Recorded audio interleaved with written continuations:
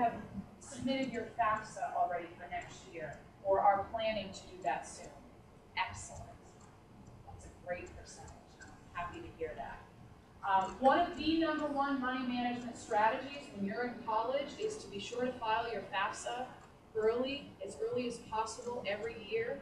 You want to get as much free financial aid as you have access to, free grants and scholarships, before you have to turn to student loans. You want to get as much free money as you can get your hands on. That includes applying for scholarships. Remember that scholarships aren't just for high school seniors. There are a whole variety of scholarships out there. And I'll show you the name-based scholarship search that we have on our main website. It's a great idea to start local, start main-based when you're searching for scholarships, and then branch out and start looking at national. But you want to get as much free money as you possibly can. When I worked at UMaine, we looked at our returning student population, so anybody who wasn't a first-year freshman. And we found that 40% of our returning students were filing their FAFSA after the financial aid deadline at our school, which was March 1st. 40% of them were filing after that deadline.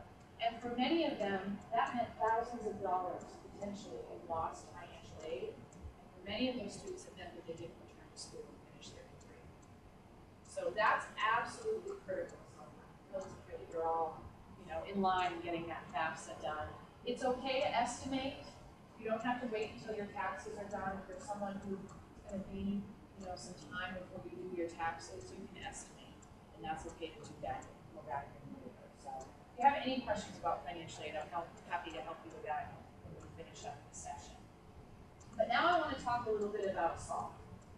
So SALT, first of all, doesn't stand for anything. So in a world of acronyms, I had a lot of students say to me yesterday, what does it stand for?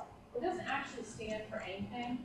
SALT historically was a form of currency and was traded. So SALT kind of has that money meaning historically. So SALT was a name selected from a list of names that they were looking at. A lot of what you see in terms of the look and the color and the content was built by college students. The company that we partnered with is called American Student Assistance, or ASA. It's not important that you remember anything other than ASA and SALT. They're out of Massachusetts, and they're an organization very much like FAME, only much bigger in terms of their resources and technology and their support for these types of services. So we partnered with them to bring this program to Maine, and we're piloting it at 10 institutions in Maine, and UMA is one of them. So when they built it, they didn't just build it on their own based on what they think it should look like. They asked college students, and they actually have several interns, and they have an online community of about 300 or 400 students that they kind of throw, content ideas out to, and the students respond. So SALT was a name, in the list of names that kind of stuck, but it doesn't stand for anything. What SALT is it's two very important things. I talked a little bit about that at the beginning. It's the online tool. It's the online tool to help you manage your finances and your student loan debt.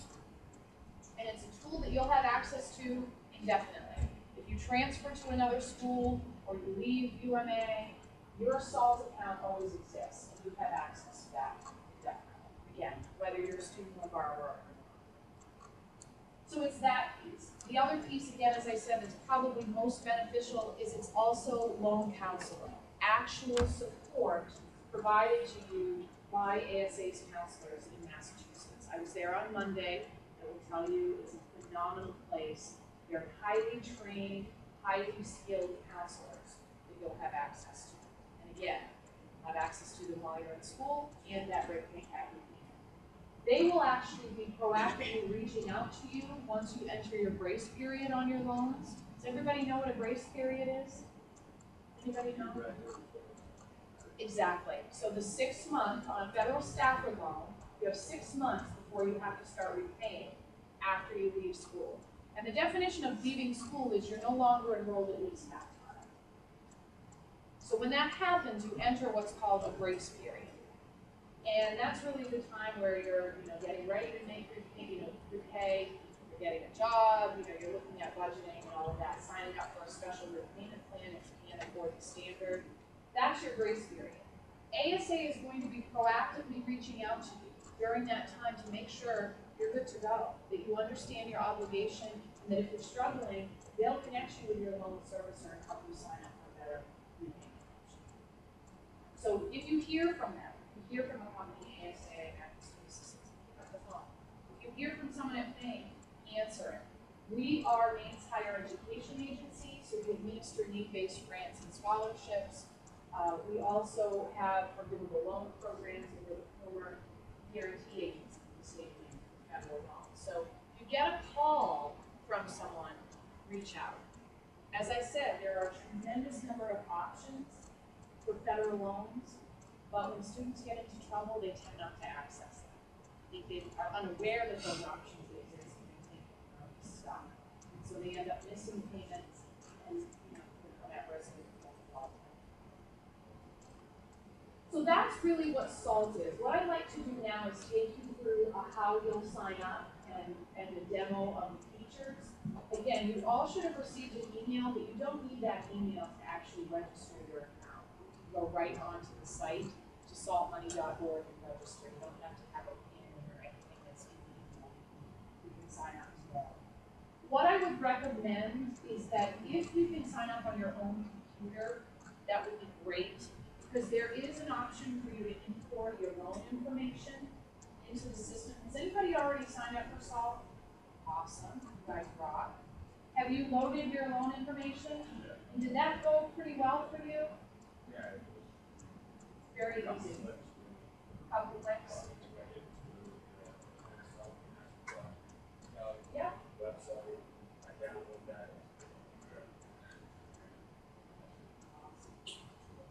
Awesome. That's great. There's a new feature called My Student Loan. It's a My Student Loan feature within NSLES.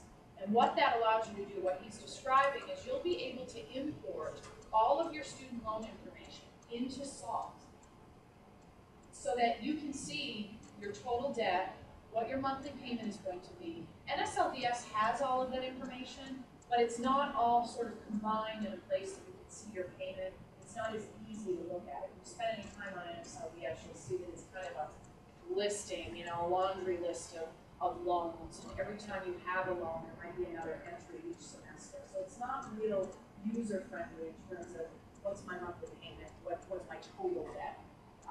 And so the SALT system allows you to import that, and then you can see all of your information.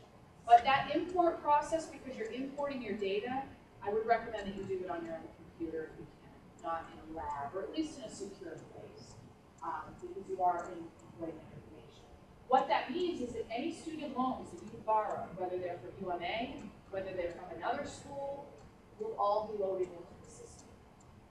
That is a huge advance for students, because we didn't have that option just a few months ago. It used to be that SALT would just have your UMA debt, and it wouldn't show you the full picture. Now, it won't show you any private loans, any non-federal loans. You'll have to load those manually, but it will show you any federal loans, Perkins, Stafford, any of those loan types. Okay. So what I'm going to do, I'm going to go ahead and, this is going to be problematic for your video.